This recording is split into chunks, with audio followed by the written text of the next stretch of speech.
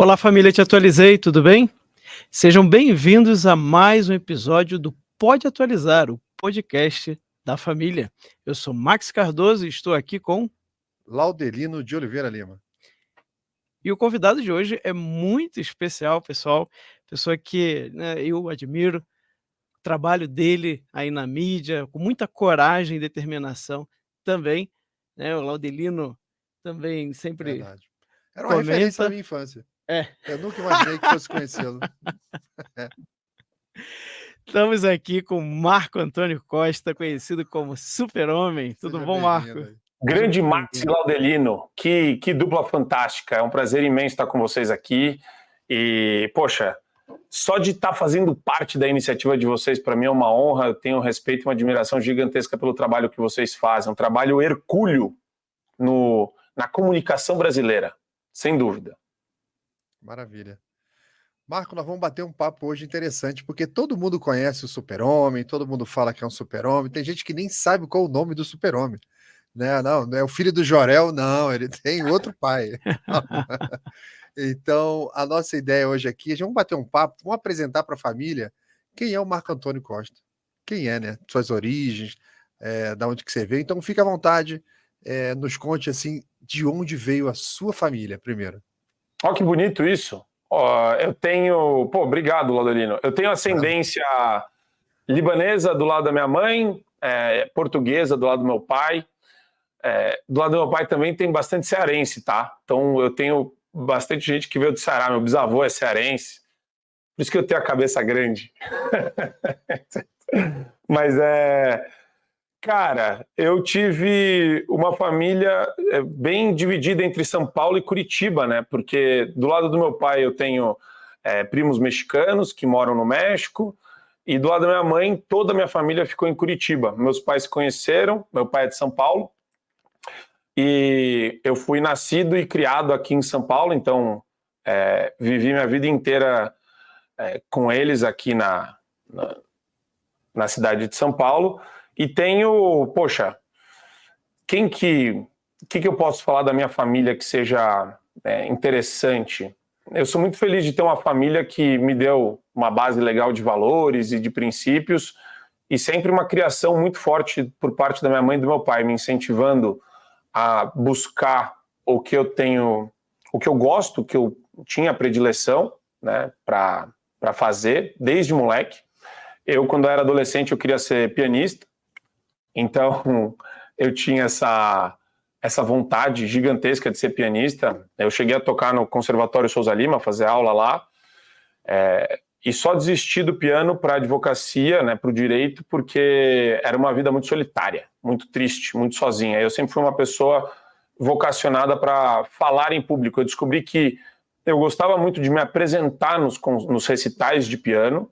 Eu amava, né, o meio cultural dos pianistas e dos músicos, o pessoal que estudava violino, violoncelo, sempre admirei demais, né? Eu gostava de assistir os concertos na Sala São Paulo, no Teatro Municipal, e do nada eu desisti depois que eu assisti um documentário do Nelson Freire, onde ele fala que queria ser feliz igual um pianista de jazz. Daí eu falei, não, meu negócio não é esse, né? O cara mais famoso do Brasil, o pianista mais famoso do Brasil, é um cara solitário e triste, tô fora, entendeu?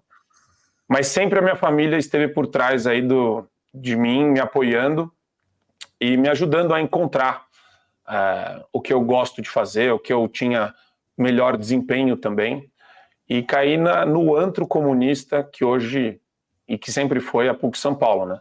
Que também foi uma escola interessante, porque lá tem uma outra história universitária aí no meio, mas acho que o ponto principal agora do começo é esse, né? A minha família sempre ajudou muito nessas escolhas e nesses momentos de... Quando você é moleque, quando você é criança, você tá meio perdido, e eu sempre tive um apoio gigantesco deles. Filho único, irmãos, como é que tá a formação? Eu tenho um irmão mais novo, o Rodrigo. Ele é 1 ano mais novo que eu. Eu já tenho 2 sobrinhos, né? 2 sobrinhos maravilhosos, o Antônio Luiz e o Pedro Henrique. Meu irmão é casado, tem uma família maravilhosa. Eu acho que ele quer ter mais filhos também, acho que ele tá aberto a isso. E e eu virei tiozão. Hoje eu sou um tiozão. Marco, você comentou aí do piano, você comentou do direito, e como é que você parou na comunicação? Eu sempre gostei de me comunicar, né? Eu sempre tive um prazer imenso nisso. No 4º ano da faculdade de Direito, aliás, no 3º, eu me candidatei para presidência do centro acadêmico, mas para fazer isso eu tive que montar uma chapa. Para montar uma chapa, eu fiz um evento chamando os candidatos a prefeito de São Paulo da época. Então era Kassab, tinha Marta, tinha um pessoal ali, eu chamei acho que o Emael era candidato também. Emael. Chamei a galera do PCO, e daí quis fazer um negócio plural, né? Colocar um professor de direito e um sociólogo, um professor de direito e um cientista social, porque daí eu sinalizava para os professores de direito que eu seria, que eu estava montando, que eu estava entrando na vida universitária, porque depois, quando eu fosse bater nas salas para pedir para apresentar a chapa, os professores teriam menos resistência. E montei lá um grupo político chamado Apuro. Apuro em alusão a um poema de Carlos Drummond de Andrade. Bonito, sobre resiliência, sobre esperança. Eu gosto sempre de falar do poema e gosto de recitar o poema, que eu acho ele muito legal, especialmente para o momento que a gente vive hoje. Vamos lá. Um inseto cava sem alarme, perfurando a terra sem achar escape. O que fazer exausto em país bloqueado, em laço de noite, raiz e minério? Eis que o mistério presto, ó razão desata. Em verde sozinha, anti-euclidiana, uma orquídea forma-se. E ele faz esse poema porque Apuro tem esses 3 significados. É uma espécie de inseto, uma espécie rara de orquídea e aporia, um problema sem aparente solução. Então ele mostra que de um problema sem aparente solução, enlace de noite, raiz e minério, país bloqueado, do nada surge, anti-euclidiana, né, contra todas as possibilidades, uma orquídea que é o fruto da esperança, é o fruto do nascimento de algo melhor. E daí eu recitei esse poema 1 milhão de vezes com a chapa que eu era candidato, tentando convencer as pessoas que o centro acadêmico era o país bloqueado, e porque só tinha esquerdista no CA, eles usavam para militância, e consegui, aí ganhei, virei presidente do centro acadêmico, junto com uma chapa incrível, pessoas que me ajudaram a fazer a gestão. Teve de tudo, teve traição, teve boato, teve mentira. Eu era o galinha da faculdade e eu era também homossexual ao mesmo tempo. Então, ao mesmo tempo que eu era o galinha e pegava todas, eu era homossexual enrustido e pegava todos. Mas foi muito rica a experiência de falar com o diretor, falar com diretores de outros cursos, lidar com a reitoria, que desde a reitora recente lá da PUC, ela foi de uma chapa, inclusive, que eu apoiei. Militante petista radicalíssima. Mas você via a política universitária e as instâncias políticas e a ausência da Fundação São Paulo, que é a entidade que financia e que cria esse manicômio que virou a PUC, e como a igreja nem chega perto. Quer dizer, a PUC tem um negócio ali, uma dinâmica de poder bizarra, mas você aprende muito sobre natureza humana. E eu, claro, já descobri uma vocação minha para a comunicação lá. Eu gostava do debate, eu gostava de entrar nas salas de aula, de enfrentar uma sala de aula que, sempre que você entrar numa sala de aula, aquele olhar, o pessoal fuzilando você com os olhos. E eu apresentava a minha chapa, eu apresentava depois a minha gestão, falava das iniciativas, a gente fez muita coisa, a gente conseguiu patrocínio de escritório de advocacia para revitalizar o CA. Depois que mudou a gestão no ano seguinte, os esquerdistas ferraram todo o chão do centro acadêmico, pegaram uma criança, colocaram num balde de tinta vermelha e fizeram ela andar pelo teto, né? Seguraram ela de ponta cabeça e fizeram ela andar pelo teto com o pé vermelho. E aí escreviam sobre revolução, destruíram o CA, destruíram. Mas ele estava bonitinho na época que eu fui lá do centro acadêmico, e foi lindo isso, porque você descobre o nível de fanatismo, de radicalismo desses grupos. Imagina, eu fui para a Bahia participar de uma assembleia da Federação Nacional dos Estudantes de Direito.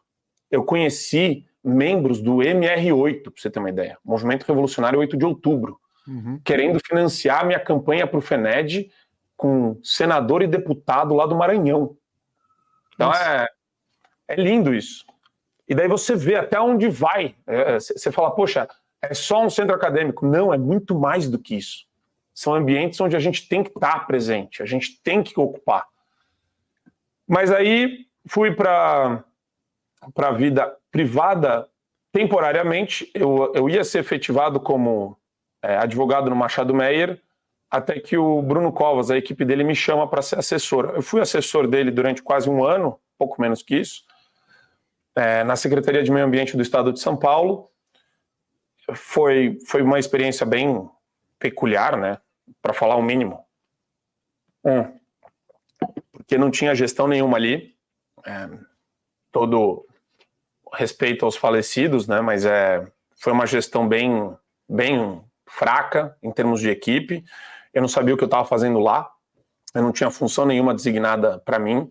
E eu não ia ser, como é que é, aquele assistente que fica segurando a mala de político. Nunca na minha vida eu queria um negócio desse. Aí saí de lá, fui para a Secretaria da Justiça, trabalhar com a minha professora de Direito Penal e Processual Penal, Heloísa Arruda. Ela me jogou no núcleo de enfrentamento ao tráfico de pessoas. Parece uma coisa sensacional, mas esse núcleo não fazia nada. Era só papo furado e reunião, e cafezinho, só, e demagogia. Mas circulei, fiz algumas viagens, participei de alguns eventos. Numa dessas viagens, do lado do NEPT, né, Núcleo de Enfrentamento, NETP, tinha a Coordenadoria de Diversidade Sexual e tinha a Coordenadoria de Negros e Povos Indígenas. Na Coordenadoria de Diversidade Sexual tinha uma mulher, sapatão, que ficava, toda palestra que ela fazia, ela chorava falando da família dela, que não aceitava ela. Uma demagogia absurda, um negócio horroroso, tudo financiado com dinheiro do Estado, tá? É extremamente odioso o discurso dela, aquele discurso de homens brancos, cis, gêneros e tal. E daí o cara da Coordenadoria de Povos Negros e Indígenas, o cara odiava índio, nunca tinha visto um negócio desse. O cara no almoço. Meu Deus do céu, assim, ele acabou de falar que a moça era extremamente agressiva e tal. Parecia até que ele estava falando daquela moça do estádio lá, do Morumbi, do Flamengo e São Paulo, né? Que paulista, safado, europeu, branco, não sei o que, é a mesma coisa.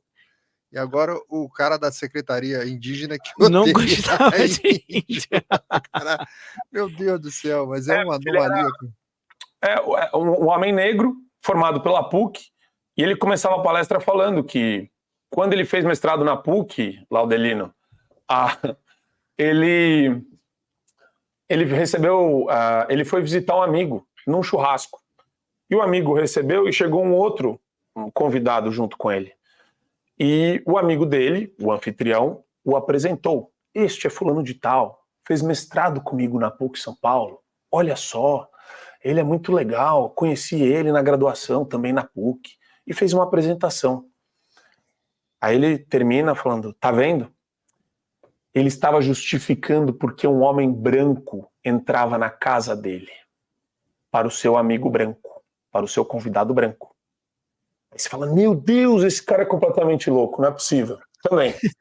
Aí o cara fazia palestra, uma palestra ou outra no estado de São Paulo. Eles faziam um mutirão de palestra, e ainda devem fazer, tá? Secretaria da Justiça Sim. Serve para defender mais nada, só pauta identitária, maluca. Aí no almoço, é o mesmo cara que chegava para mim no almoço e falava, esses índios aí vêm aqui pedir grana, tudo vagabundo, serve para nada esses caras, ficam pedindo grana pra gente o tempo todo na secretaria.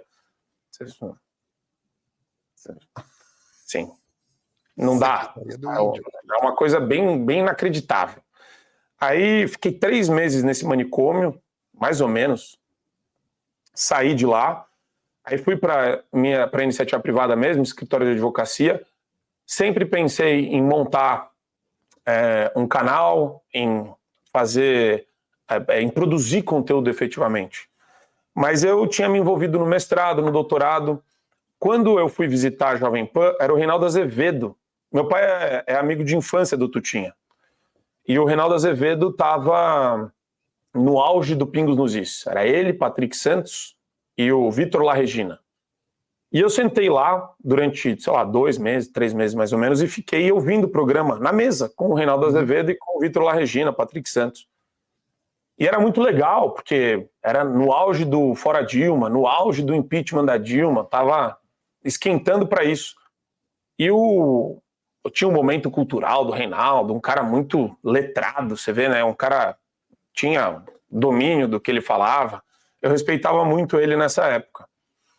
Daí o Tutinha até chegou para mim e falou: pô, grava um boletim aqui, faz um boletim aí, pô, pra gente ver como você se desempenha, como você sai. E eu tava com o doutorado na cabeça, isso era antes de 2017, eu terminei o doutorado em fevereiro de 2017, quando eu fiz a minha defesa, né, de tese. Então eu não tava com a cabeça nisso. E deixei de fazer isso. Aí depois, só no final de 2021, teve uma reunião na casa do meu pai. Por coincidência, meu pai conhecia. Meu pai não é da política, não é nada. Meu pai está aposentado, ele trabalha me ajudando, né? Dando aquele suporte de conexões, chamando pessoas que ele conhece para apoiar o Fio Diário, para apoiar a nossa plataforma. Mas ele, na época, ele falou: pô, filho, você quer entrar na Jovem Pan? Eu falei: claro, eu quero tentar, né? Então é o seguinte, tem um amigo meu que está fazendo a campanha do Moro. Ele conheceu ele já conhecia esse rapaz que estava fazendo a campanha do Sérgio Moro. Na época o Moro era do Podemos. E ele falou para fazer uma reunião lá em casa com o Moro, porque o pessoal da Jovem Pan não tinha contato direto com a campanha do Moro. E a Jovem Pan queria marcar as entrevistas, os debates, e não estava conseguindo acesso. Ele marcou um café, juntou os dois. Então aí foi o Tutinha, o CEO da Jovem Pan, e o diretor de jornalismo, Candil, lá na casa dos meus pais, e o Moro, e aquele vice dele, um cara horroroso, um general que, puta, agora eu esqueci o nome, que desce a lenha no Bolsonaro, virou um baita anti-bolsonarista, um cara bem surreal. Santos Cruz. Santos Cruz, ele mesmo. Santos Cruz. A Renata, do Podemos também. Enfim, tava esse pessoal lá, e eu esperei terminar aquela reunião. O Moro não sabe falar, definitivamente o Moro não tem capacidade nenhuma argumentativa, tanto que meu pai chegava e perguntava para ele: e aí?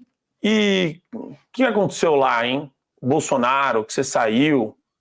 Falou: não, tem coisa. Só que ele não falava qual coisa era. E ele falava: não, tem coisa ali. Tá papo furado.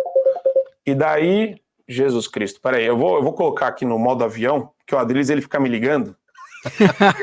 Bota ele na live aí, bota ele na gravação. O cara não sabe qual é o Pix dele e fica me ligando, é inacreditável. Eu sou quase o pai dele, é um negócio aterrorizante. Daí,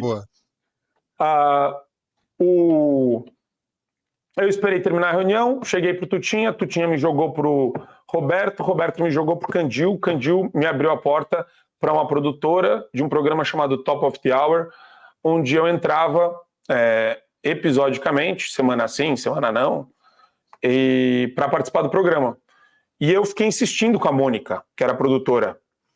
Falei: Mônica, eu adoro falar, pode me colocar todos os dias, porque eu percebi que ela estava sem jeito de me chamar, porque eu não estava recebendo nada por isso.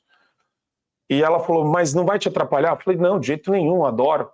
E daí, quando eu entrei na grade para participar todos os dias durante uma semana seguida, o pessoal da Jovem Pan gostou do desempenho, o pessoal dos outros programas começou a me ver na grade. E acharam... Fala o Pix do Adriles logo. Não é possível. Eu coloquei no modo avião, o meu WhatsApp tá fechado aqui no computador e toca. Vou desligar. Tem poderes mágicos. Não, é inacreditável. Pronto, desliguei o celular, não vai tocar agora. Ele vai tocar a campainha da tua casa já. Que coisa estranha. Eu coloquei no modo não perturbe já, mas tudo bem, perdão. Tranquilo. Daí foi, enfim, aí caiu na grade da Jovem Pan e eu acabei sendo chamado para fazer o Morning Show, para fazer logo em seguida o 3 em 1. A Bruna Torlai tinha saído do 3 em 1. Entrei no 3 em 1 no lugar dela, fiquei até entrar a Cris Grêmio no final do ano passado. Acho que eu fiquei quase 7 meses no no 3 em 1 praticamente, uma coisa assim. Fiz o 3 em 1, fiz opinião, porque o Adrilles tinha saído da opinião de férias, aí eu cobri o buraco dele nas férias, ele voltou das férias, daí teve aquele tchau que construíram em símbolo do nazismo supremo no Brasil, né, o tchau dele, que ele sempre dava no final de todos os programas da opinião, e isso no segundo dia depois que ele voltou das férias. Daí o Opinião ficou, acho que, um dia sem ir pro ar, só o outro, depois me colocaram no lugar dele na Opinião. E eu fiquei também quase o ano inteiro, até o final do ano eu fiquei na Opinião. Debatendo com o Piperno, depois foi Felipe Monteiro, depois foi César Calejon, Leonardo Grandini, foi o Piperno. Tiveram vários debatedores na Opinião que apareceram lá. E foi uma experiência muito rica. E o Pânico, óbvio, que foi com a saída da Kalina. A Kalina Sabino, ela foi viajar. Aí eu fiquei no lugar dela, eu ia só cumprir tabela ali, e acabei virando um quadro lá do Pânico, que ficou até o final do ano também. Mas foi isso, quer dizer, eu sempre tive vontade de fazer análise, né? Eu nunca gostei muito de aparecer. Eu acho legal a vitrine, mas eu acho legal a análise que é feita. Então você tem um espaço que é proporcionado a você, e é o que você faz com esse espaço. Eu nunca fui uma pessoa de me envaidecer muito porque eu tinha essa oportunidade. Tanto que eu não sabia e nunca soube, e acho que ainda nem tenho ideia da extensão que a Jovem Pan chegou no ano passado. Porque eu recebia várias pessoas falando para mim, do Brasil inteiro, que gostava dos quadros, que gostava dos programas que eu participava, mas eu não tinha dimensão que isso chegaria onde chegou, e eu fiquei surpreso depois com a saída da Jovem Pan, porque, enfim, eu sempre tive uma postura muito... Todo mundo que estava lá tinha, tá? Eu, Paulo Figueiredo, Consta, todo mundo tinha uma postura muito séria de análise, e a gente ficou surpreso com a forma como a Jovem Pan se vendeu para o sistema tão rápido, né? Se vendeu para o sistema de maneira taxativa no dia 10 de janeiro. Mas enfim. Quer dizer, tem até uma data, né? Você consegue perceber que houve uma data de uma mudança de postura, onde tudo mudou. Foi tudo muito assodado, né? Você vê que não houve racionalização. Eu estava vendo Linha de Frente hoje, tá com 8 mil pessoas assistindo, um programa que batia 50. É verdade. O Morning Show tá batendo 11 mil pessoas, 10 mil pessoas. O negócio batia 50 também, 60, no auge batia muito mais. Quer dizer, é um fim de um veículo, mas que eles optaram por isso, né? Eles tomaram essa atitude de sair com todo mundo. A única ilha que sobrou na Jovem Pan é o Pânico. A única ilha que sobrou lá. O resto... Marco. Sim. Marco, você sempre foi de direita. Quais autores você acha que te influenciaram? Né? Quem te formou, assim, que você poderia considerar, não? Essas pessoas aqui realmente foram importantes na minha visão de mundo, na minha formação intelectual. Olha, eu não tinha muito... Eu tinha alguns preconceitos com relação à direita, porque eu saí do sistema lá da PUC, onde o legal era você falar que era centro-esquerda. Então eu era um social-democrata, eu era um tucaninho. Não é à toa que eu votei na tucanada a vida inteira, né? Menos nas últimas eleições, obviamente.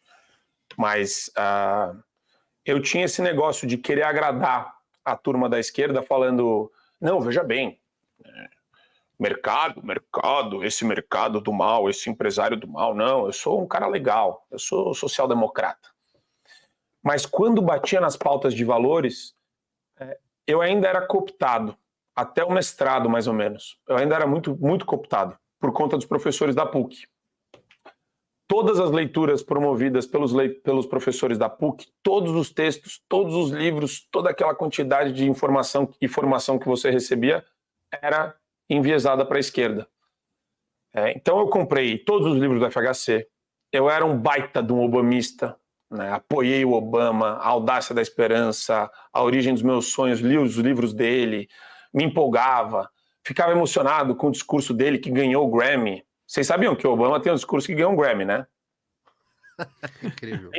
E o discurso é lindo. É um discurso maravilhoso sobre esperança, sobre uma nação unida. Pô, uma coisa linda. Virou Belo uma música copywriter, né? dos artistas lá. Oi?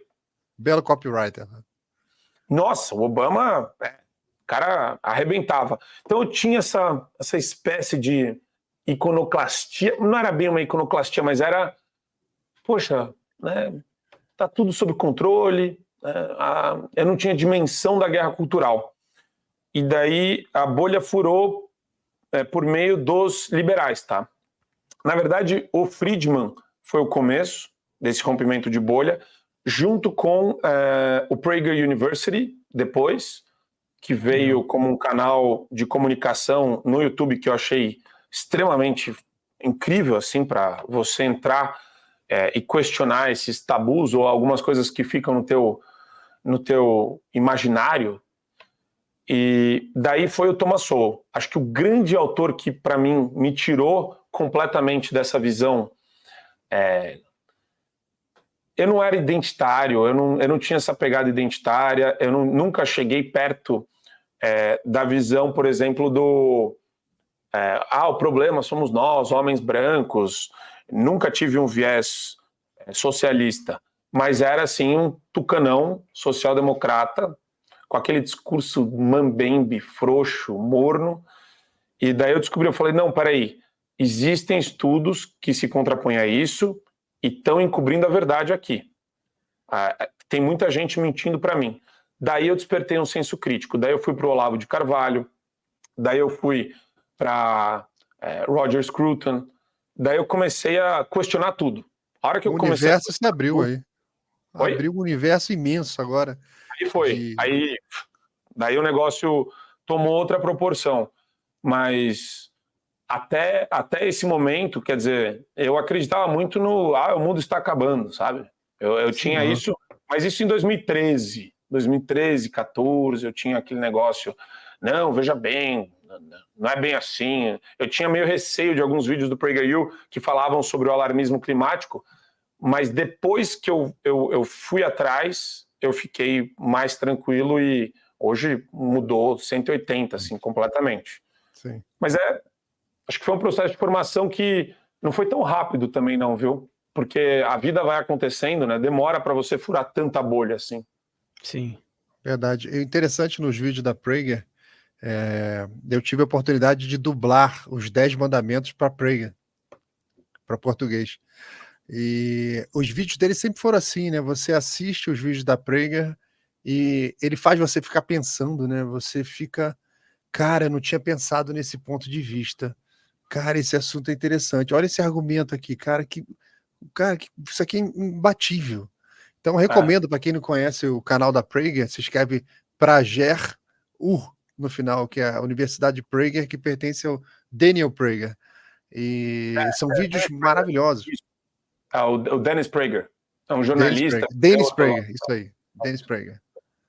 Maravilhosos vídeos. É maravilhoso. E daí eu comecei a perceber também que na internet você tem acesso a muito mais conteúdo de qualidade do que na universidade. Aí todas aquelas referências universitárias que você constrói ao longo de anos na academia, na graduação, no mestrado e doutorado, você vê que aquilo lá é tudo para inglês ver. Tudo. Eu tive dificuldade em apresentar minha tese.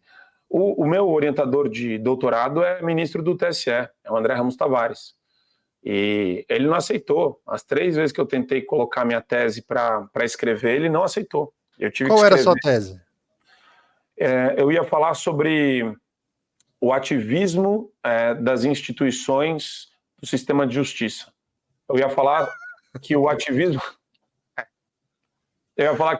judicial ele não só é ruim por si só, mas ele promove o ativismo do Procurador da República, do Ministério Público Federal, do promotor de justiça do MP estadual, do juiz de primeira instância. Ele contamina o sistema como um todo. E é por isso que ele não pode ser, enfim, a gente não pode transigir com isso. Mas aí eu tive que escrever sobre os instrumentos, novos instrumentos do ativismo judicial, e ainda com uma conotação positiva. Senão, esquece. Nem chegava perto de defender a tese. Sim.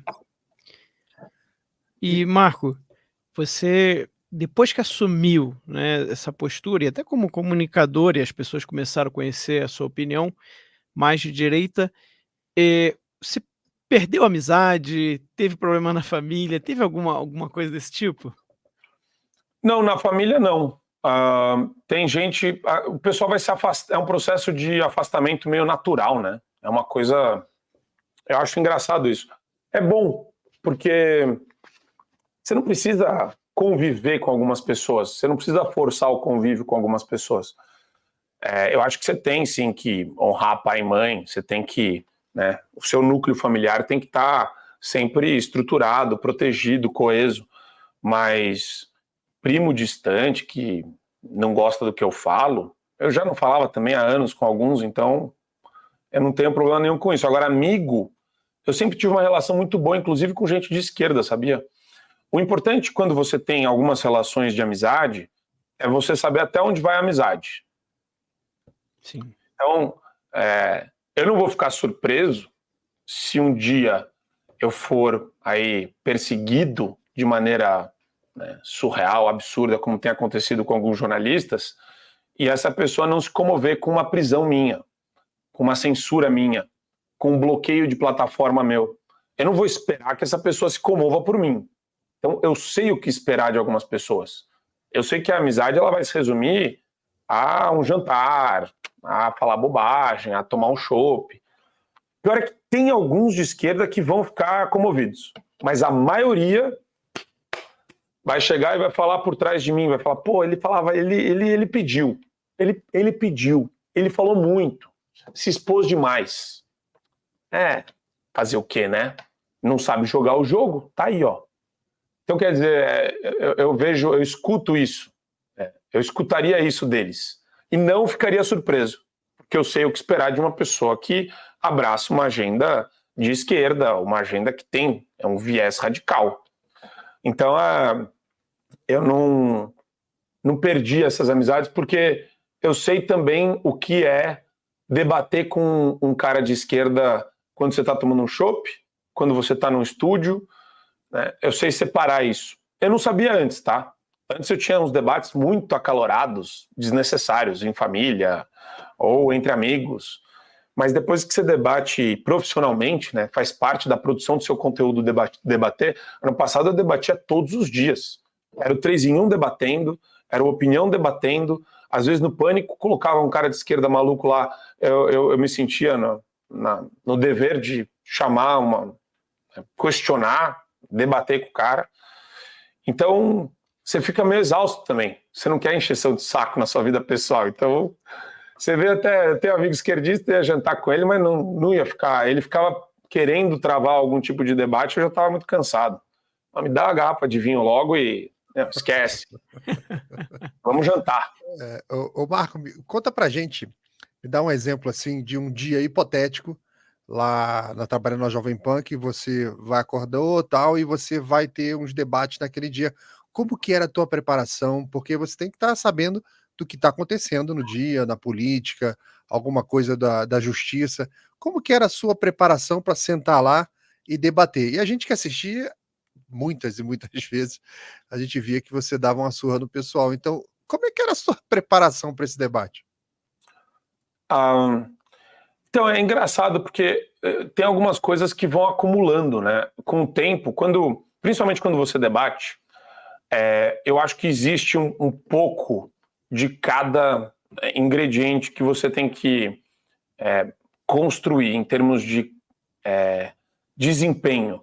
Então, leitura da linguagem corporal do seu oponente, trabalhar oratória, trabalhar argumentação, é a maneira como você se coloca. Se você se coloca com medo, se a sua voz não sai direito, se você está exprimindo aquela mensagem corporal de uma figura diminuta, se você demonstra fraqueza, se você hesita na hora de afirmar alguma coisa, se você não traz algum dado categoricamente, um dado fiel, um dado real, categoricamente para aquele debate. E você pode também, né, trabalhar a retórica de várias formas diferentes, a depender da pessoa. Então, com Ciro Gomes era uma retórica, com a Simone Tebet era outra. Então, você vai dimensionando isso na medida em que os negócios vêm para você. E geralmente, você não está debatendo sozinho, você está debatendo com alguém. Então, é fácil ler as limitações dessa pessoa e encontrar os gatilhos dela. Durante um ano, eu meio que já sabia, depois de alguns meses debatendo com o Piperno, eu sabia o que era gatilho para ele. E daí você tira um sarro, você faz uma coisa mais leve, chama o cara de comunista, ele fica maluco. Você chama ele de comunista, ele fica doido. Aí eu pegava e jogava básico para ele, eu falava, não existe ditador de direita. Isso daí até tem conservador que fez post depois que eu falei isso, nas redes sociais, o Bruno Garchagen, ele falou, existe sim ditadura de direita. E eu, sinceramente, discordo completamente dessa afirmação, porque não é porque o cara tem um modelo econômico liberal que ele vai ser um ditador de direita. Qualquer cara que tira poder político das pessoas, tira poder político das instituições, quebra o sistema de freios e contrapesos, é um cara que está centralizando o poder, é um cara que tem marcos teóricos todos da esquerda ao lado dele, e nenhum da direita. Não tem cara da direita que fala, ó, para você implantar o liberalismo, você tem que tirar o poder político das pessoas. Não existe marco teórico nesse sentido. Mas aí você fala um negócio desse pro Piperno, o cara surta. Surta. Pinochet, eu falei, esquerda, esquerdista. Aí ele... aí o cara treme, aí ele fica louco. Até o Jordan Peterson repete isso. Até o Jordan Peterson fala que tem ditador de fascists, ele coloca os fascists como de direita. Porra, não tem nada de direita em Estado centralizado, amigão. Você tem oligarca, você tem oligopólio só, não tem nada além disso. Mas é legal, porque daí você vai gostando de debater com as pessoas para procurar, às vezes, um ponto fraco dela, um cacoete, um vício argumentativo que ela costuma utilizar. Os assuntos muitas vezes se repetiam por meio de manchetes diferentes, mas a essência do assunto era a mesma. Então eu gostava sempre de construir o meu raciocínio de maneira diferente. Então chega num ponto que eu fazia muito isso. O ponto de chegada, ele pode ser mais ou menos parecido entre ontem, hoje e amanhã, mas é a construção que você vai fazer. Eu sempre gostei de enriquecer a construção do raciocínio para algo diferente. Eu nunca fechei discurso. Você nunca vai ver um vídeo meu falando a mesma coisa que eu falei um dia em outro dia. Às vezes nem a mesma expressão eu uso. Às vezes tem algumas expressões que eu falo, cara, que legal. Eu tinha que usar mais essa expressão. Chega no dia seguinte, eu estou falando de ativismo do Supremo, eu falo de forma completamente diferente, porque eu gosto de me testar para construir, às vezes, um raciocínio muito parecido de maneiras diferentes. E me conta qual era o feedback que você tinha da diretoria lá, ou até da produção do programa que você estava debatendo, porque você tem atrás das câmeras um monte de gente que trabalha ali na preparação do programa, na coordenação. Então você está tendo aquele debate ali com o Piperno, com o outro e tal. Terminou o programa, tinha algum feedback do tipo, ó, você está indo bem, ou reduz um pouco, ou como é que era esse pós-câmeras? Aproveitando essa pergunta, tinha censura? Tinha também coisa assim de falar para você assim, ó, não fala sobre isso não toca sobre esse assunto? Zero para os dois lados. Zero feedback. Eu fiquei um ano inteiro na Jovem Pan sem nenhum feedback. Zero. Não tem bom trabalho. Pô, que legal. Que bom que você falou. Zero. De todos os lados. Eu não tinha feedback de ninguém. Nenhuma pessoa. Da coordenação, da direção, do Tutinha. Zero. A única coisa que você escuta são as pessoas que vêm falar com você na rua e nas redes sociais. Só. Eu sempre achei isso muito estranho. Porque geralmente uma empresa de comunicação tem uma linha editorial. Exato. Por outro lado, o ponto positivo era não tinha censura nenhuma. Chegava lá e falava o que eu queria. O que eu queria. A gente vê diametralmente uma situação diferente, né? Hoje é diametralmente o oposto. Só a gente vê coitado dos comentaristas que eu gosto que estão lá ainda, né? Você tem o pessoal que parece que eles estão com uma mão aqui, ó, no pescoço deles. Você não pode falar nome de ministro do Supremo, você não pode fazer críticas acerbas ao Supremo Tribunal Federal, você tem que escolher muito bem as palavras, algumas pautas sequer entram nos programas lá, mas é interessante, né? Tanto que eu buscava os meus amigos mais próximos para saber o que eles estavam achando do programa. E eu falava, sem puxar saquismo. Eu ligava, na verdade, todo dia para os meus pais, depois dos programas. E aí, o que vocês acharam? Peguei muito pesado? Dá para melhorar? Vocês acham que eu me alonguei demais no comentário? Preciso ser mais taxativo, mais objetivo? Preciso recortar melhor o meu raciocínio? Vou abrir mão do juridiquês, né? Tá chato, eu odeio tecnocrático, tecnocracia. Mas tudo era meu pai e a minha mãe. Só. Perfeito. Marco, você se considera uma pessoa religiosa? Talvez num processo de conversão. Eu tô sem a minha medalha de São Bento, mas ela tá. Que legal. Mas eu tô. Eu já tive alguns debates sobre isso, inclusive com pessoas muito próximas.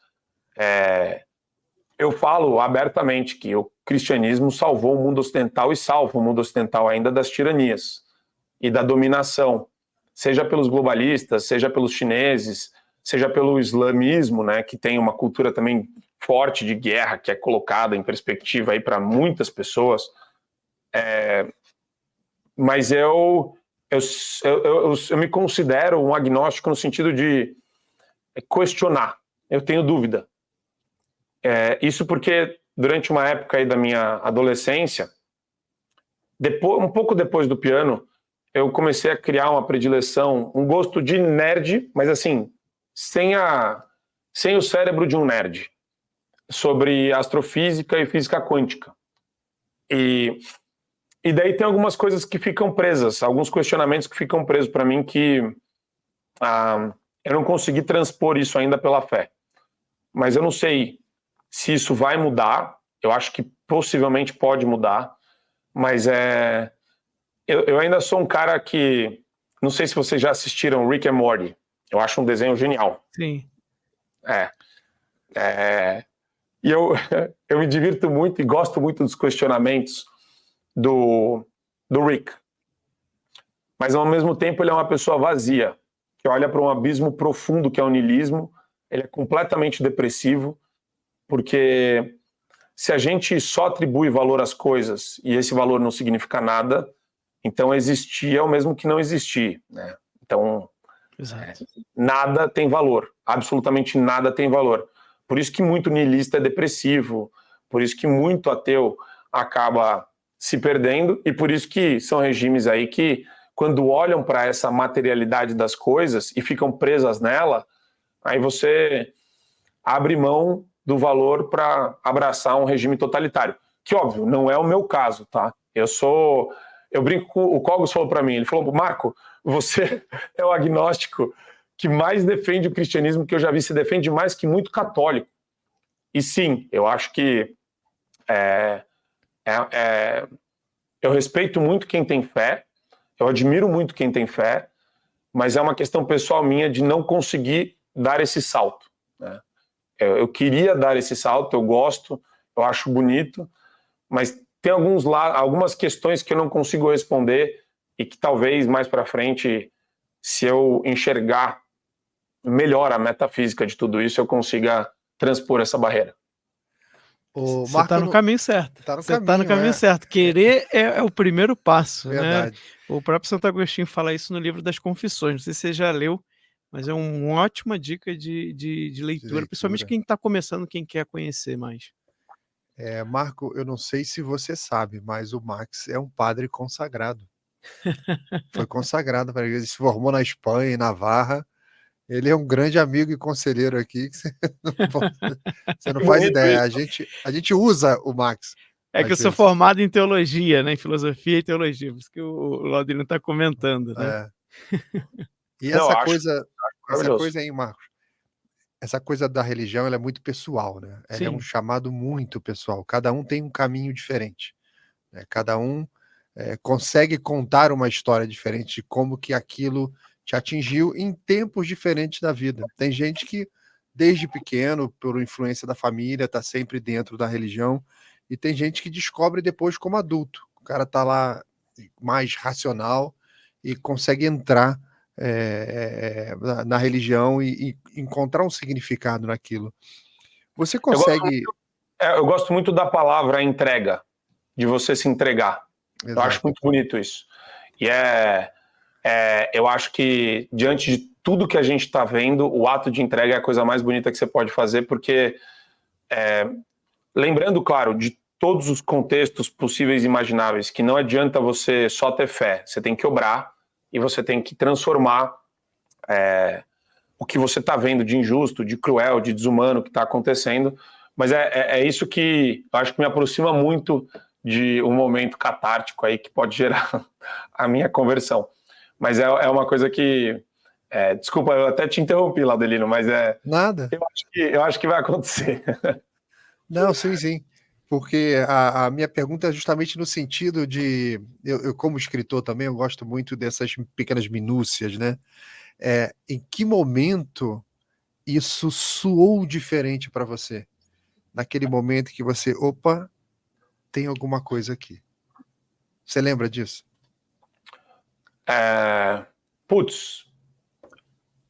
Eu acho que geralmente quando você está enfrentando os momentos mais difíceis, né?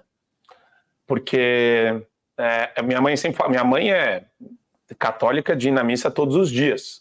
Ela é legal isso, porque ela acha que eu vou chegar nessa transformação, nesse caminho, mas existe quando você está mal e você se depara com esse negócio de, poxa, da onde eu consigo tirar força, né?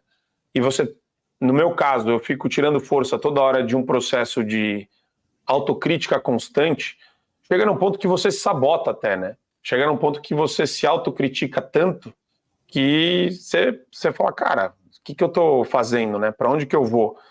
E eu acho que isso te dá uma força quase que sobrenatural, assim, consegue te empurrar, é uma mão que consegue te segurar nos momentos mais difíceis. É engraçado isso, né? Eu chorei muito quando eu assisti, eu sou meio chorão para filme e até para documentário, até para propaganda da Pedigree, eu já falei isso. Você já chorou assistindo propaganda do Pedigree, não? E não era por causa do cachorrinho. Não. Eu vou mandar o link para vocês. É de 2 caras que ficaram presos, um por assalto a uma armada, a um banco, outro também, uma coisa parecida. Um ficou 9 anos preso, o outro ficou 3, 4, uma coisa assim. E daí os caras, eles vão para um canil depois que eles saem da cadeia. A família inteira morreu, ele vai no canil para pegar um cachorro, e o cachorro vira uma espécie de nova vida dele, e daí ele acha uma parceira, e daí provavelmente se casa com ela, não sei, mas não mostra isso. E o outro se reconcilia com o pai, vai procurar um emprego, e também o cachorro meio que dá esse suporte para ele e tal. É bonitinho. Mas por que eu tô falando do comercial do Pedigree, né? Porque eu tava falando do Ayrton Senna. O Ayrton Senna, ele tem uma força sobrenatural muito louca perante os demais pilotos. E a fé dele, eu vejo que para os demais pilotos é o que mais incomoda eles, né? Então, tem no meio do documentário o Prost falando que o Ayrton Senna acha que ele é invencível porque ele tem fé em Deus, porque ele acredita. E o Ayrton Senna nunca falou isso. Mas é a maneira como essa mensagem chega nos outros também. É interessante, né? O cara... enfim, a morte dele foi uma tragédia, foi um negócio absurdo, mas como ela inspirava ele, eu acho muito bonito. Isso me toca bastante, assim. A fé te move a lugares e a fazer coisas que você nunca imaginaria conseguir fazer se você não a tivesse. Você assistiu aquele filme Até o Último Homem? Maravilhoso. Ele tem incrível. muito disso que você está falando aí. Exato. E o outro filme que eu chorei Chorei muito. No filme Silêncio, do Martin Scorsese. E eu chorei na hora que ele vai pisar na imagem de Cristo e Cristo fala para ele, pode pisar, não tenha medo, pode pisar, eu vou continuar te amando, fala alguma coisa assim. E isso daí é uma coisa incrível, assim, é surreal, é de arrepiar, entendeu? E os caras estavam enfrentando a morte, eles estavam enfrentando Sim. a perseguição, eles estavam enfrentando, sabe, eu não estou enfrentando a morte, eu não tô com um carrasco do meu lado falando que vai me matar. E ele teve que sinalizar uma coisa que ia contra a verdade. E eu acho isso muito forte. Mas é um filme maravilhoso que mostra como é importante você defender isso, né? A verdade te liberta sempre. E a verdade é que o cristianismo salvou o mundo. Isso é fato. Isso aí. E o essencial está no interior, né? O essencial da religião está sempre no interior. Marco, você comentou, aproveitando que a gente está falando de filme, você comentou que acho que era a Secretaria, né, contra tráfico de pessoas, né? Que você Sim. trabalhou lá em São Paulo. Da justiça, núcleo chamado Isso. de enfrentamento ao tráfico. Que não Isso. enfrentava nada. Pois é. Quem enfrentava a Polícia Rodoviária Federal. E ainda é ela que enfrenta o tráfico de pessoas hoje. Olha só. E você gostou do filme Som da Liberdade? O que você está achando aí dessa polêmica que a esquerda conseguiu criar sobre um filme que é contra o tráfico de pessoas, né? Que denuncia, inclusive, baseado numa história real. Assim, a pergunta que todo mundo se faz, né, Max, é quem é contra? Pois é. Quem é contra o filme que denuncia tráfico de criança? Você fala prostituição infantil. Ah, não, o filme é dos fascistas, o filme é da direita tresloucada. Você fala, bicho, mas então se você acha esse filme o quê? Ele é radical demais? Não existe rede de tráfico internacional? Não existe esse aliciamento de criança para prostituir, depois para vender órgão, depois para fazer qualquer coisa com isso, com as pessoas? Cara, é uma coisa grotesca, né? É que nem o pessoal falando em pedofilia. Pedofilia não é uma doença, é uma opção. Então, acho que não só os pedófilos têm que ser enjaulados. Quem fala um negócio desse vai pesquisar o passado desse cara, porque provavelmente tem alguma coisa muito podre no armário dele. Uma pessoa que defende isso, ela tá falando para mim que ela pode ter cometido isso. Ela acha normal cometer isso. Isso é uma coisa criminosa, uma postura totalmente imoral. Agora, como reagir, né? O pessoal normalizando o mal no mundo e criticando quem denuncia o mal. Não tem nada demais no filme. É um filme que, se tivesse ainda um orçamento maior, cinematograficamente, a direção de arte, a qualidade da entrega daquele conteúdo seria ainda mais legal.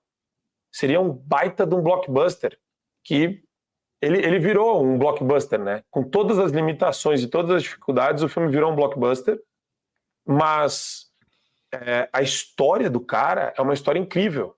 A história do policial que depois abriu uma ONG para investigar e para ir atrás dos traficantes mesmo, né? Ele prendia os pedófilos nos Estados Unidos. E ele partiu para a fonte do problema, para ir atrás dos traficantes e para libertar as crianças.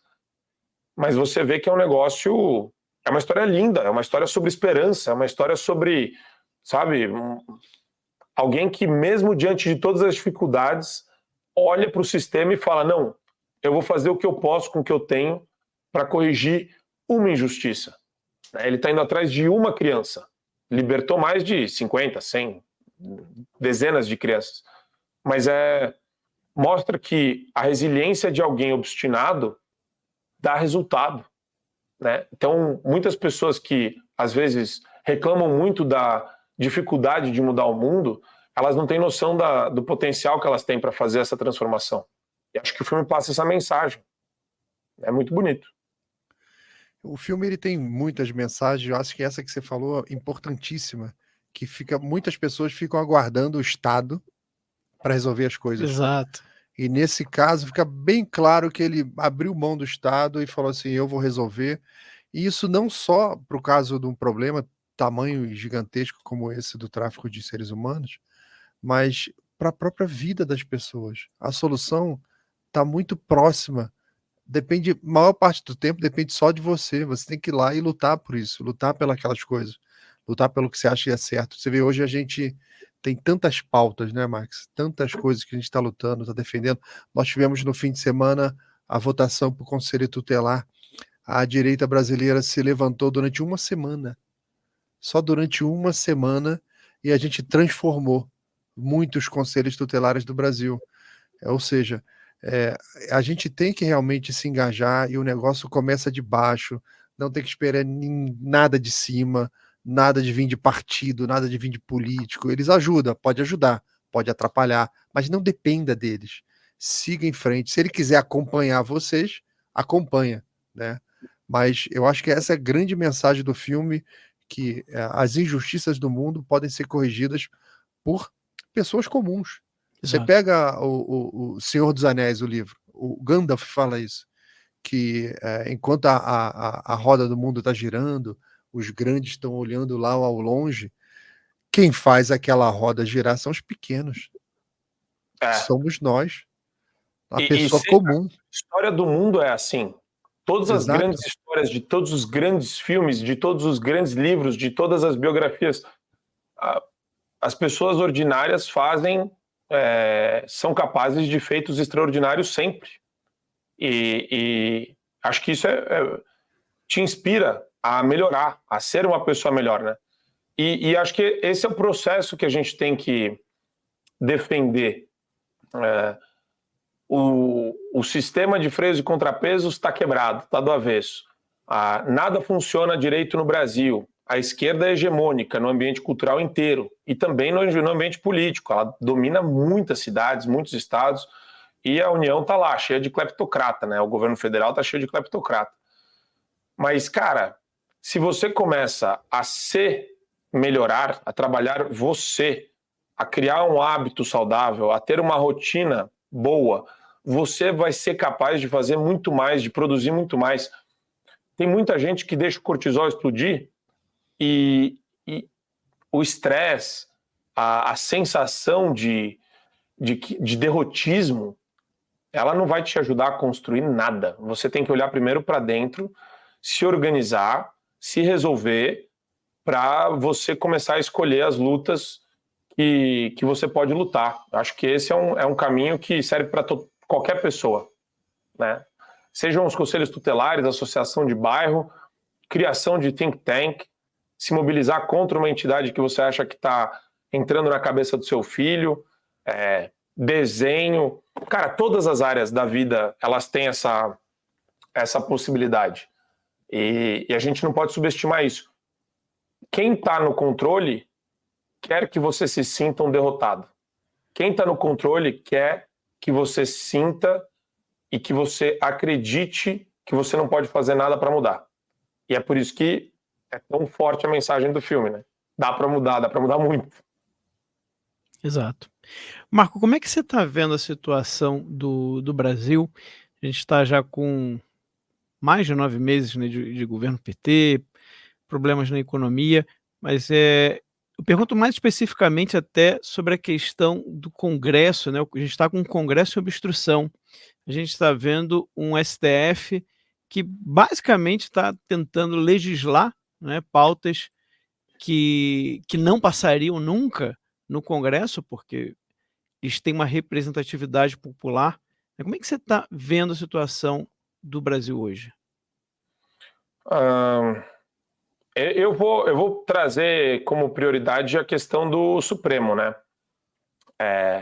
Um Supremo Tribunal Federal que comete reiteradamente crimes de responsabilidade é um Supremo criminoso.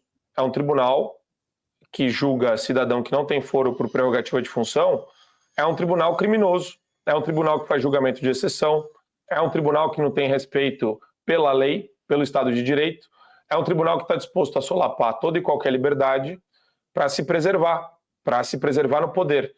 Pior, sinalizando virtude enquanto ele faz isso. Então, a única saída que eu entendo pelo legislativo é quais são os instrumentos adequados. CPI do abuso de autoridade, impeachment de todos os ministros do Supremo Tribunal Federal, dá para falar tranquilamente isso. Todos cometeram crime de responsabilidade, nem o Cássio Nunes, nem o André Mendonça se salvam disso. Tá? Cássio Nunes pela decisão contra o mandato do Deltan Dallagnol, falando que ele não podia se candidatar, e o André Mendonça pela decisão que determinou a prisão do Daniel Silveira. Marco, mas isso é decisão judicial, ele pode decidir conforme a consciência dele. Uma ova. Você tem direitos individuais na Constituição, você tem regras expressas na Constituição, você tem o mínimo de bom senso e moralidade que deve nortear a atividade desses ministros do Supremo Tribunal Federal, e a gente não pode ignorar isso daí e usar de eufemismos, abrandar o erro grosseiro, que na verdade é uma intenção dolosa de cometer crimes. Tá? Eu não vou tratar a decisão dos dois como um erro técnico. Houve dolo. Eles tiveram a intenção e eles fundamentaram a intenção deles de cometer crime de responsabilidade. E olha que eu estou falando do Cássio Nunes e do André Mendonça. Quem é o ponta de lança de tudo isso? É o Alexandre de Moraes. Tranquilamente, quantos crimes ele já cometeu? Eu gosto de chamá-lo de serial killer da Constituição. Esse cara já assassinou a Constituição 1 milhão de vezes. E ele continua assassinando a Constituição em estado de flagrância. Enquanto ele está no gabinete, enquanto Barroso está no gabinete, Gilmar Mendes está no gabinete despachando, eles assassinam a Constituição. É vulgar. É vulgar. A postura deles é vulgar. Zero liturgia do cargo, zero comprometimento moral com a ética da magistratura. Não existe moral por parte desses caras.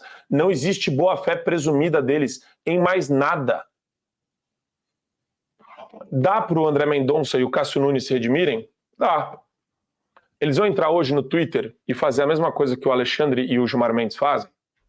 Eles vão num evento e vão falar que precisamos combater o ativismo judicial num evento público, que nem o Barroso falou que acabamos com o bolsonarismo, vencemos o bolsonarismo. Eles vão fazer isso? Se eles estiverem dispostos a fazer isso, eu posso até repensar a minha visão deles enquanto ministros do Supremo Tribunal Federal. Mas eles já cometeram um crime de responsabilidade.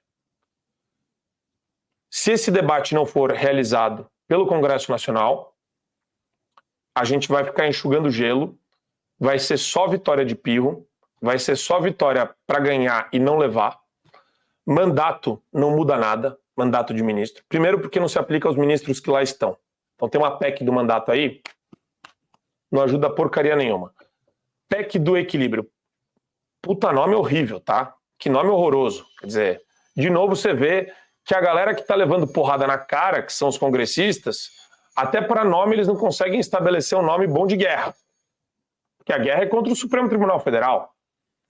E não adianta nada uma PEC que vai decidir, vai jogar para o Congresso decidir sobre uma decisão do Supremo Tribunal Federal que já foi proferida. O estrago está feito. Tem que tirar poder do Supremo por completo. Foro por prerrogativa de função, controle concentrado de constitucionalidade, recurso em habeas corpus, tudo que gerou esse empoderamento supremo dos ministros. E dá para fazer isso? Claro que dá. Tudo que eu falei para vocês está na Constituição. Só que é uma PEC que tira tudo isso do Supremo e deixa ele só como uma corte única e exclusivamente recursal. Como é que você acessa ela? Recurso extraordinário. Jandira Fegali pode acessar? Não. Samia Bonfim pode acessar a Suprema Corte? Não. Kim Kataguiri pode acessar a Suprema Corte? Não. Ninguém, não vai ter esse negócio de controle abstrato de constitucionalidade ou concentrado, como o pessoal chama. Não tem mais essa de eu perdi a votação na Câmara e no Senado, o presidente sancionou, vai lá o Supremo numa canetada e derruba porque foi provocado pela Samia Bonfim.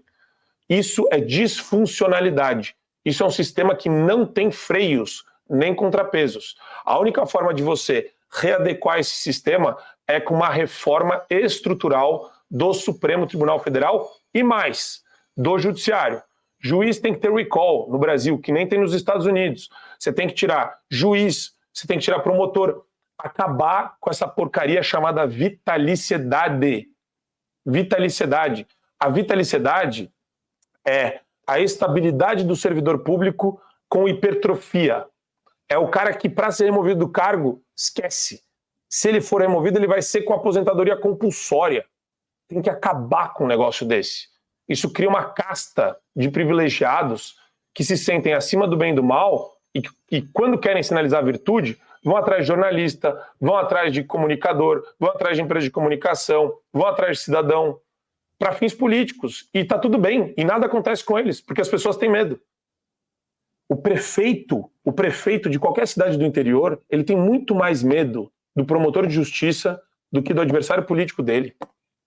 Quem vai gerar o estrago na vida dele é o promotor de justiça, é o MP, é o Tribunal de Contas, ativista, sabe? Então, eu não gosto de iludir as pessoas falando que a obstrução vai funcionar. Se a obstrução for um momento da oposição se articulando com o Centrão para propor uma reforma dura, e mesmo uma reforma dura e estrutural do judiciário só vai ser levada a sério se você chamar os ministros para impedir e, ao mesmo tempo, abrir uma CPI. Sabe? Agora, são 142 assinaturas do Marcel Van Hatten que pararam no tempo. E você vê que o negócio está tão disfuncional que o Kim Kataguiri levantando a assinatura para a CPI do crack já passou de 170, 172. Então, ou a oposição, e aí não tem Valdemar da Costa Neto, existe um conflito de visão de mundo e de discurso entre o Valdemar e o Bolsonaro absoluto. O Valdemar está colocando o Bolsonaro sempre em fria. E ele está ajudando o Bolsonaro a ficar num silêncio sepulcral com relação a tudo isso que está acontecendo no Brasil. Então, se não houver vozes da direita, do conservadorismo e de quem defende a liberdade de expressão e de imprensa no Brasil, se articulando com o Centrão, vai ser enxugar gelo, vai ser o dia da marmota.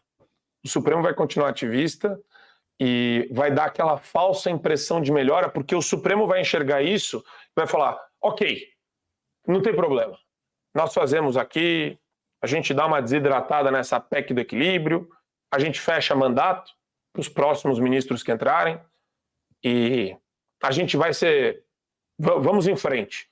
E vai continuar decisão de aborto, decisão de marco temporal, relativizando a propriedade privada e a ladeira abaixo. Com o governo petista, socialista, de extrema esquerda que a gente tem hoje no Brasil, esse tipo de postura para o governo do PT é ótima. É ótima. Você massacra a oposição no Congresso sem precisar comprar tanta gente do Centrão. É maravilhoso. E quando precisa, eles abrem o crédito extraordinário lá no Ministério da Agricultura e a Frente Parlamentar da Agropecuária já desobstrui. E está tudo bem. Né? Quantos deputados entram nessa? Então, tem que ser um processo de articulação intensa, tem que ser gabinete de crise, tem que ser pauta única. E a pauta única envolve um tripézinho de elementos que eu não vejo serem considerados. Se eles não forem considerados como prementes e necessários agora para instaurar um novo momento na história do nosso país, a gente vai continuar levando de 7-1. Não adianta estatuto de nascituro, plebiscito, então, é um negócio tenebroso, você não faz plebiscito sobre a vida, você não vai discutir vida em plebiscito, isso é coisa de maluco, discutir infanticídio em plebiscito, tá louco? Então, são coisas que você não pode aceitar. Então, quando eu vejo as sinalizações da oposição, o pessoal às vezes carrega alguma esperança, eu tô vendo a galera meio perdida. Falta, eu até brinco, que falta um José Dirceu da direita, falta um cara de bastidor pegando a Damares Alves pelo braço, pega a Tereza Cristina pelo braço, pega o Marcos Pontes, que tá na Lua, pelo braço. Pô, tá fazendo carta pro Papa. O cara tá fazendo carta pro Papa. Falando de descriminalização da droga e do aborto. Que isso, irmão? Você é o senador, cara. Quantos milhões de paulistas votaram em você? Assume o BO. O BO é teu. O BO de falar na tribuna contra o Alexandre de Moraes é seu. Escuta o Marcel Van Hatten, escuta o Jorge Seife, escuta o Girão, escuta o Magno Malta. Ou esses caras, eles estão do lado um do outro no gabinete. Pô, Então tem que pegar esse pessoal e fazer um curso do quê? De capacitação sobre o que é ativismo judicial para eles entenderem como eles estão sendo execrados publicamente pelo Barroso. E o Barroso trata como idiota todos os 594 parlamentares, a esquerda adora, porque está votando as pautas deles, e os eleitores são mais idiotas ainda, porque participam de uma farsa. Então, me empolguei, mas Não, eu acho que tranquilo. pra mim... Você esbarrou num tema que eu gosto muito de lembrar, que no dia que a gente for trabalhar no sentido de consertar tudo que se perdeu, porque o Estado brasileiro está todo demolido, não tem nada de pé. Então, o dia que a gente for consertar, não vai precisar derrubar mais nada, vai ter que reerguer. E um ponto importante é o seguinte: nós vimos, estamos vendo até hoje, não interessa qual é a decisão do Supremo, inconstitucional, absurda, impossível, a gente tem todo um Estado brasileiro pronto para obedecer, pronto para fazer qualquer coisa. E pouco se fala nisso. Marco, você percebeu isso também? Existe, dentro do projeto de dominação de qualquer esquerdopata, a cultura de morte e a cultura de medo, né? Eles usam muito isso contra nós. Por isso que eu brinco que uma vez eu vi isso do Silvio Grimaldo, e é uma baita verdade. Os católicos são ingovernáveis. Por quê? Porque eles não têm medo da morte, e esse medo se dissipa se você tem fé, né? Se você acredita. Eles pregam isso para inibir as pessoas de defender o que é certo, de se mobilizarem, de falarem publicamente, né? Defender a verdade publicamente. E, infelizmente, muitas pessoas são movidas pelo instinto de autopreservação. Só que chega num ponto que esse instinto de autopreservação te transforma num covarde. E o covarde, na prática, ele vira cúmplice. O covarde, na prática, é o cara que delata o amigo. O covarde, na prática, é o cara que não denuncia o abusador. Em alto e bom som. Ouviu, Cássio Nunes? Ouviu, André Mendonça? O covarde, ele vira cúmplice de um sistema totalitário. Para ficar o quê? Para ficar de bem com os donos do poder, da máquina? Mas eles são parte do poder e da máquina. Eles estão ao lado dos poderosos. Eles têm canetas iguais aos poderosos. Eles têm gabinetes até maiores que os poderosos que estão lá no Supremo. Ouviu Tarcísio? Ouviu Zema? E aí? A gente tem que esperar o quê? A bolha furar? A corte de puxa-sacos em volta desses governantes ou desses servidores públicos ser furada por uma crítica contumaz nossa?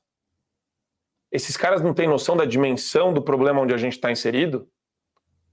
Porque as pessoas, se um se levanta, vários vão se levantar. Se um Sebastião Coelho se levanta, vários se levantam com ele.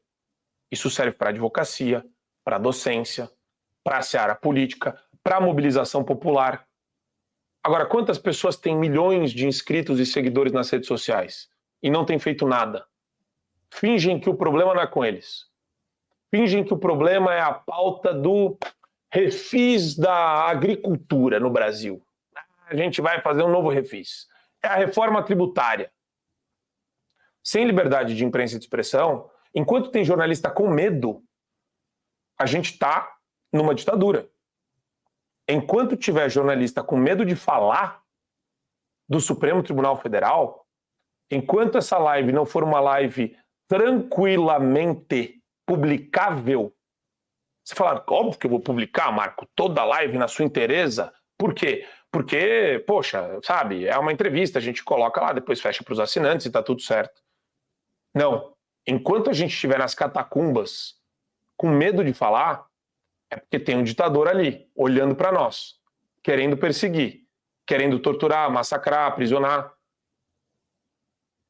Eu espero que as pessoas que votaram nessas lideranças políticas sejam respeitadas por essas lideranças políticas, que o voto delas seja respeitado. Mas, quando a gente vê esse estado de normalização do absurdo, E tem gente que pior, né? Não é nem covarde. O covarde, ele é um medroso. O covarde, ele se silencia sobre o abuso e o abusador. O problema é quem normaliza, quem aplaude o discurso do Barroso, quem aplaude o discurso do Gilmar Mendes e fala que a gente vive numa democracia vibrante.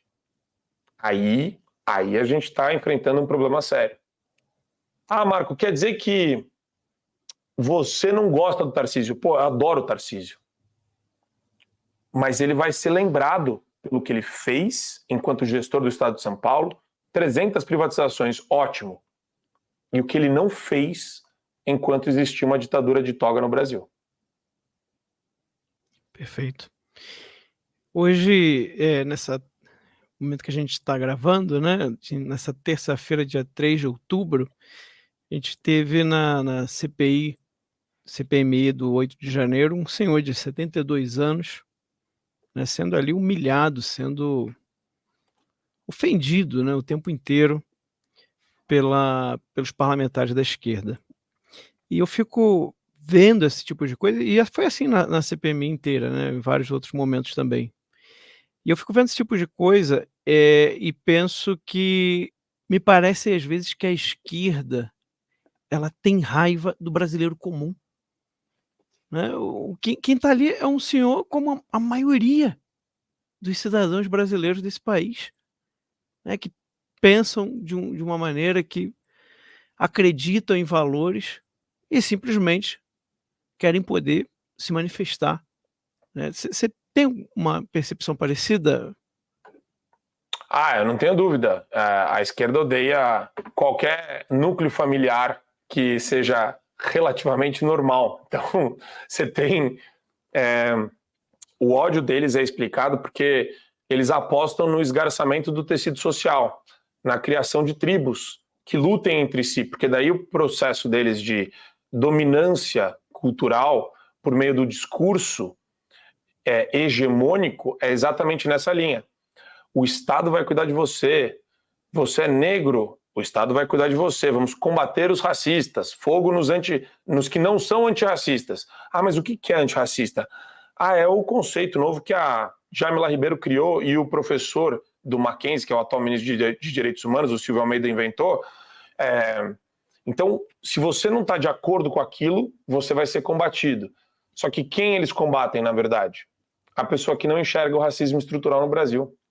A pessoa que fala que não existe uma expressão inventada pelo Adilson Moreira, que é um cara formado em Harvard, doutorado em Harvard, que fala de racismo recreativo. Sabe aquela piada que você ouviu um dia do Léo Lins? Aquilo lá é racismo recreativo. Não. Mas ele fez com uma cadeirante negra. Então é racismo e capacitismo recreativos. Ah, não, mas ela também era trans. Não, então é racismo, capacitismo, transfóbico, recreativo. Não, mas tem mais, Marco, porque ela se identificava como gênero neutro. E aí vai, é infinito isso. Você subdivide tudo e você gera o conflito onde não existe. E você incute isso. Onde que é fácil incutir isso? Nas pessoas que ou às vezes estão ajoelhadas na igreja, esperando ouvir um sermão do padre sobre fé, sobre algum ensinamento de Cristo, sobre algum ensinamento religioso, ou na escola, onde a molecada, você tem lá um grupo de vulneráveis nas mãos de professores. Se você tiver um professor militante, olha o estrago que esse cara pode fazer na vida do seu filho e da sua família, porque ele planta, Inception, né, que nem no filme do Leonardo DiCaprio. Ele vai colocando a sementinha da discórdia na cabeça da criança. Teu pai te odeia, porque você não sabe, mas você é lésbica. Você não sabe se você é menino ou menina. Você pode escolher isso daí. E começa a mexer no cérebro da criançada, a mexer no cérebro das pessoas que estão lá querendo achar um espaço para rezar. E com o tempo, isso vai ganhando muita força.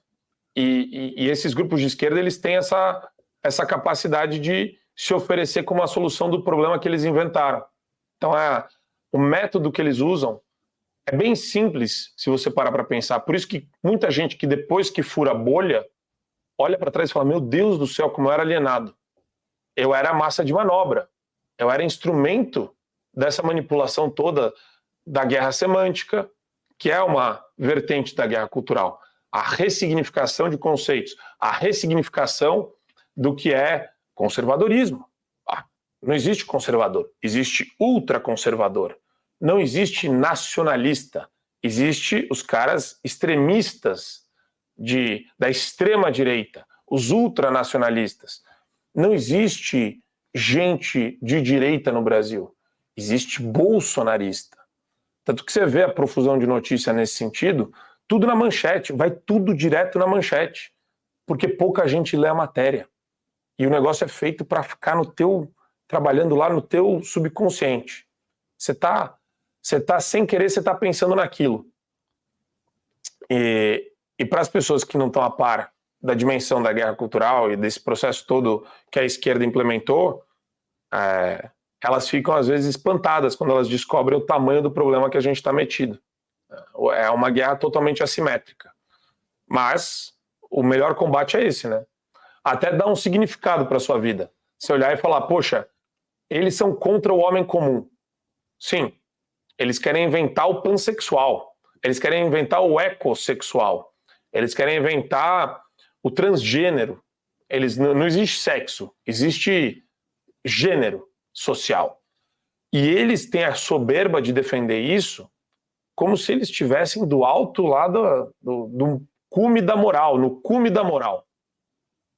E quando você fura essa bolha, aí não tem reversão para a esquerda. É muito difícil olhar para qualquer pessoa que consegue furar essa bolha e falar, pô, esse cara voltou a ser de esquerda depois que ele encontrou a verdade sobre qualquer assunto, qualquer pauta identitária, qualquer pauta que envolve clima, que envolve intervenção do Estado no poder econômico, no domínio econômico, tudo isso daí. Então, eu acho que como eles têm medo que as pessoas descubram a verdade, eles vão passar por esse processo de ressignificação semântica, conceitual, por essa construção de narrativas de maneira ainda mais intensa e mais radical. Eles estão num processo de radicalização constante e rápido para criar as tribos, porque se existe conflito, eles aparecem para apaziguar o conflito como sendo meio termo. Ou eles jogam os caras que têm medo deles, os tucanos, por exemplo, os isentões, para o lado deles, sempre. O isentão sempre vai cair do lado deles, porque o isentão tem medo de desagradar o cara que odeia ele. Olha que interessante, né? Ele tem medo de desagradar as jandiras fegales espalhadas pelo mundo. E é sobre isso que a gente fala todos os dias e é que é a nossa briga na comunicação. Perfeito. Marco, conta pra gente como que estão hoje os seus projetos, onde que você está aparecendo, diz o que você está fazendo hoje. Olha, Laudelino, depois que eu saí da Jovem Pan, eu abri uma plataforma chamada Fio Diário. Eu quero que seja uma plataforma agregadora de pessoas que defendem a liberdade de expressão, a liberdade de imprensa. E nesse caminho todo, eu estou muito feliz. Hoje é um dia especial para mim, porque a gente vai bater 100 mil inscritos no nosso canal de YouTube. A gente começou em abril desse ano, no meio de abril, então, para bater 100 mil com 5 meses de programa, é um sinal muito positivo de que a audiência está apoiando a gente, o pessoal ajuda bastante, não só assistindo, né, se inscrevendo no canal, mas essa plataforma, ela é só uma vitrine no YouTube. Eu tenho um espaço específico para os assinantes que, depois que eles conhecem o canal, eles fazem a assinatura dos nossos programas, porque tem programa meu, tem programa do Adrilles, tem programa da Geisiane, tem entrevistas especiais que a gente faz também, que ficam dentro da plataforma, programa de debate com esquerdista. A gente adora debater com esquerdista, e eles adoram debater também, viu? Tem alguns que adoram debater. Não dá para colocar uns caras muito noias lá também, né? Eu já debati com o César Calejão, o cara, ele não quer debater com você, ele quer te aniquilar, ele quer pedir a tua prisão nas redes sociais, que nem ele fez com o Constantino. Leonardo Grandini fez isso também com o Constantino e com o Paulo Figueiredo. Então, eu coloco um pessoal que tem o mínimo de compostura para debater lá dentro. Mas a ideia é produzir conteúdo rico, né, e mostrar que não é só discussão sobre cenário político nacional, é sobre cultura, comportamento, é sobre arte, vários assuntos, tem uma miríade de assuntos interessantes que muitas vezes trazem a pessoa, tiram a pessoa desse pensamento radical de esquerda, e também a gente, não é uma coisa que você fica toda hora professando, sabe? Não é um samba de uma nota só. São várias maneiras que a gente consegue construir esse conteúdo para torná-lo rico para quem assina e para quem faz parte da plataforma. Então, eu tô bem feliz que está crescendo bastante, e para qualquer pessoa que quiser entrar para conhecer, canal.fiodiario.com, lá você vai ter a oportunidade de fazer a assinatura. Quer conhecer os programas? Entra no YouTube do Fio Diário, você vai ver lá. Todos os programas têm os cortes dos programas individuais, de entrevista, de debate. Vocês vão ter uma noção mais ou menos de como funciona. A gente se inspirou no Daily Wire dos Estados Unidos, até o nome, né? Fio Diário é uma tradução literal do Daily Wire lá dos Estados Unidos. Mas eu percebi que não existia uma plataforma com essa conotação agregadora. O meu sonho qual que é? Juntar o máximo de pessoas possível, ter uma quantidade grande de assinantes para poder chamar comentaristas ilustres para fazer parte de programas dentro de uma grade diária, cheia de programa que vai para público-alvo desde da molecada, adolescente, até as tias do Zap que adoram a gente. Um beijo para as tias do Zap que amam a gente também. Elas estão sempre conosco no Show da Manhã. E o carro-chefe tem sido o Show da Manhã, com a Adriles, com a Geisiane, sempre um convidado ilustre. Às vezes a gente chama um deputado federal, um senador para fazer uma entrevista, mas tem ali das 10 às 11h30 no YouTube do Fio Diário o nosso programa, que a gente faz com muito carinho, e a gente se diverte sempre, porque é divertido, né? Por mais que o cenário seja cataclístico, a gente tem que levar as coisas para o pessoal com um pouquinho de humor. Muito bom. Maravilha. Quero dar os parabéns aí ao Marco pelo seu trabalho, viu? Tenho grande admiração pelo seu trabalho também. E muito obrigado por ter aceitado aqui o convite de participar do Pode Atualizar aqui do Te Atualizei. Muito obrigado mesmo. Eu que agradeço, Max, Laudelino, pô, vocês são fenomenais.